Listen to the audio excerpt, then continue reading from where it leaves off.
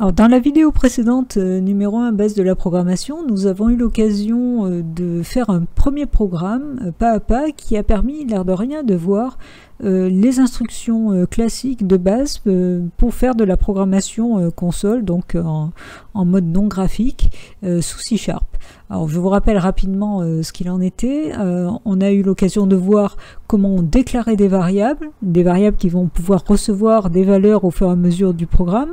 On a eu l'occasion de voir aussi comment on affichait une information avec console_write. Ensuite on a vu comment on pouvait récupérer une saisie d'un utilisateur, comment effacer l'écran, et puis on a eu l'occasion aussi de voir comment on pouvait créer une boucle pour pouvoir répéter plusieurs fois les mêmes instructions avec while, donc tout ce qui était entre les accolades allait pouvoir se répéter tant que la condition était vraie. On a eu l'occasion aussi de voir l'alternative, donc un test qui permet de faire des instructions différentes suivant si le test est vrai ou faux. Donc si le test est vrai, ce sont le contenu des premières accolades qui s'exécutent. Si le test est faux, c'est le contenu des deuxièmes accolades qui s'exécutent. Et puis on a eu l'occasion aussi de gérer un compteur. Donc on a initialisé une variable à une certaine valeur. On a appris à incrémenter cette variable, donc à lui ajouter 1 à chaque tour de boucle. Et puis on a appris aussi à l'afficher et aussi à faire un affichage avec donc plusieurs informations combinées, des informations qu'on appelle en dur, donc entre guillemets qui s'affichent telles quelles, et puis des informations qui proviennent d'une variable, de façon à ce que le contenu de la variable vienne se coller aux autres informations. Et d'ailleurs l'exercice qu'on va faire aujourd'hui, c'est entre autres pour mettre en pratique ces initialisations et ces concaténations d'informations dans un affichage. Alors je reviens sur deux remarques qui ont été faites dans les commentaires. La première remarque, c'est par rapport au choix de C# et pourquoi pas Java.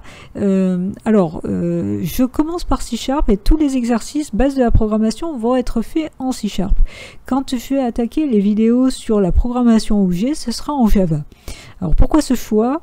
C'est presque aléatoire, à la différence près que comme je préfère Java, je préférais le réserver pour la programmation objet, et c'est ce que j'ai fait au niveau de mes fascicules de cours. Je commence par C# et j'enchaîne avec Java. Mais dites-vous bien que il n'y a vraiment pas beaucoup de différence entre les deux langages, hein. Les deux langages sont très proches. Alors ce qui compte avant tout en programmation, c'est la logique de programmation. C'est pas tellement la syntaxe du langage, hein. Après on s'adapte d'un langage à un autre. Donc la différence qu'il va y avoir par exemple, c'est que en C# pour afficher c'est console.write, en Java c'est systemout.println. Bon, voilà, donc c'est juste une histoire de vocabulaire, de syntaxe, mais ce qui compte avant tout dans un programme, c'est que vous réfléchissiez à comment résoudre le problème, à quel moment vous devez afficher, saisir, tester, boucler, c'est ça qui compte avant tout au niveau d'un programme. La deuxième remarque qui a été faite, c'est au niveau de la taille des écritures. Alors je tiens à m'excuser, effectivement, je n'avais pas du tout fait attention que l'écriture était peut-être trop petite pour une vidéo, parce que moi évidemment ça s'affiche en grand sur mon écran.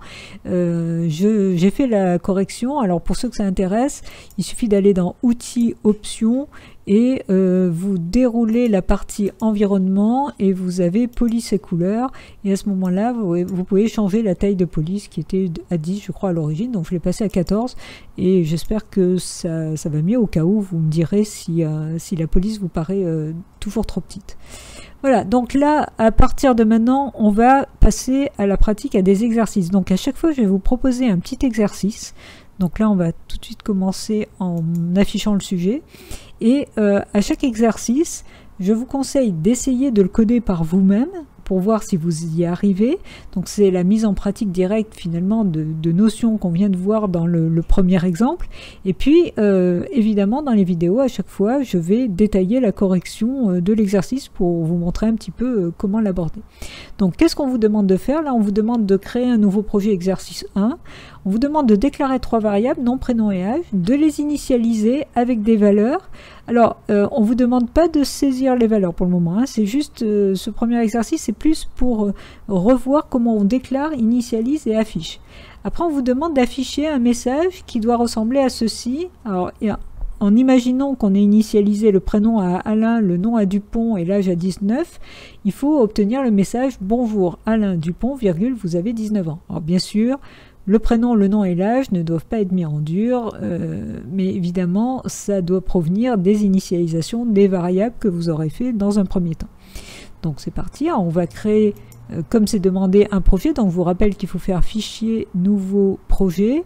Ensuite, vous choisissez dans C# Bureau classique Windows et Application console et vous tapez donc exercice 1 pour le nom du projet, en vérifiant bien que vous êtes bien dans votre dossier de projet, hein, le dossier où vous voulez ranger tous vos projets, et en vérifiant bien que créer un répertoire pour la solution est bien coché pour qu'il vous crée un sous-répertoire exercice 1 pour que les informations soient mieux organisées.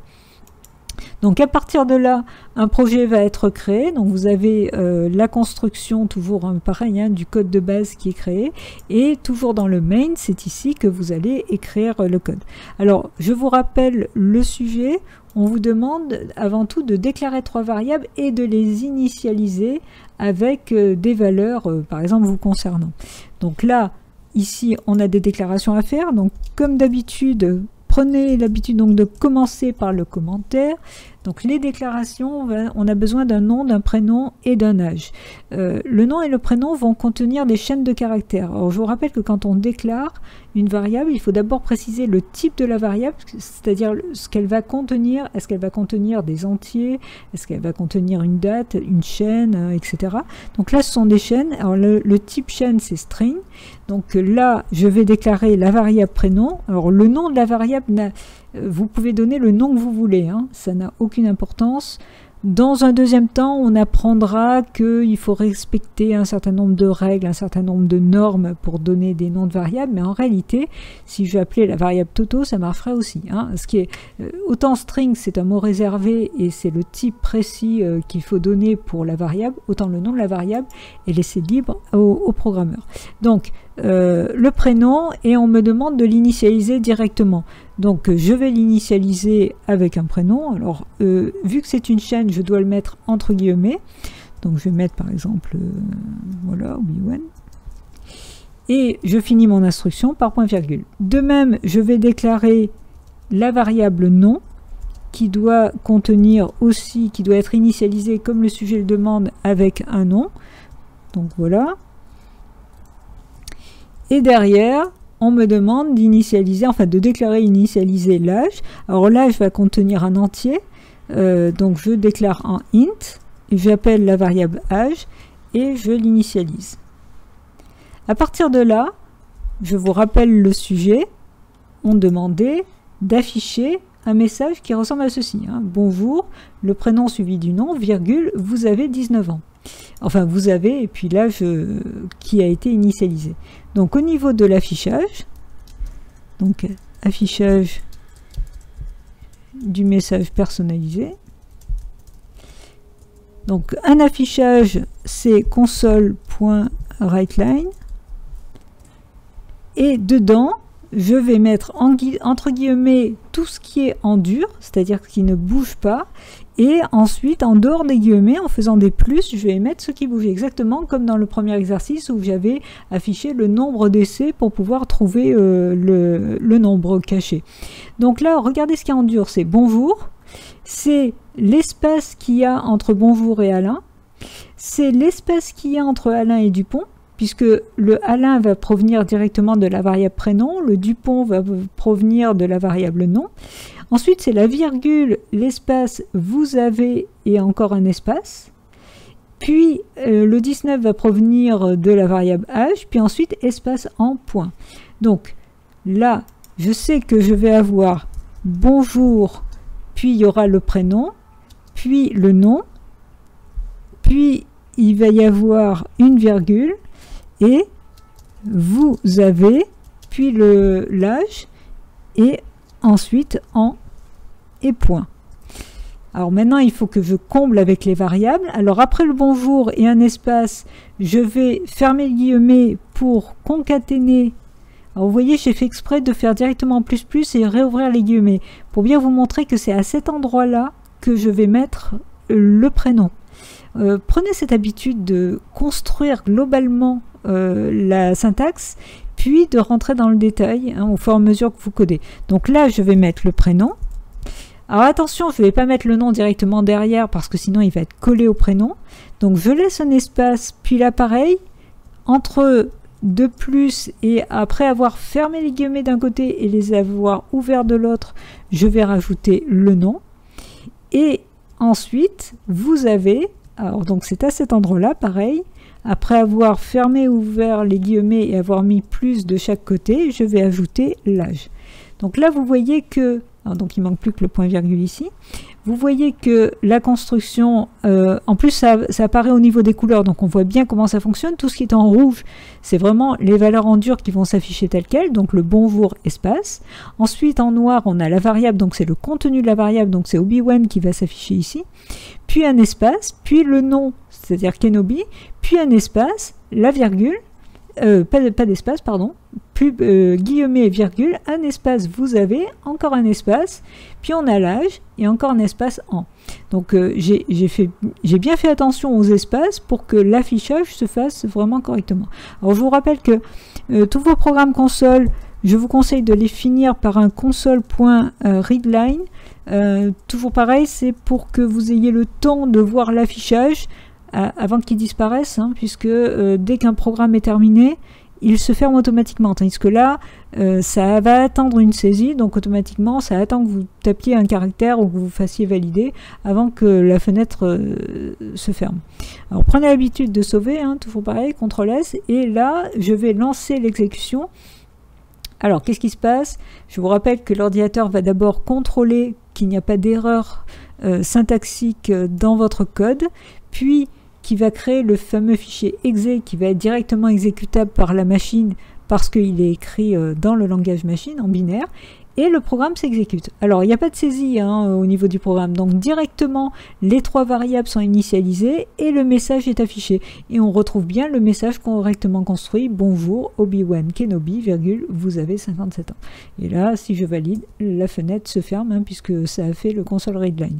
Alors rappelez-vous qu'en fin une fois que vous avez fini un programme, vous le nettoyez un peu, vous regardez les using, vous vous apercevez qu'il y en a qui ne servent à rien puisqu'ils sont en grisé, donc on les enlève, et puis prenez l'habitude de mettre le cartouche en haut du programme, donc slash étoile étoile, vous précisez enfin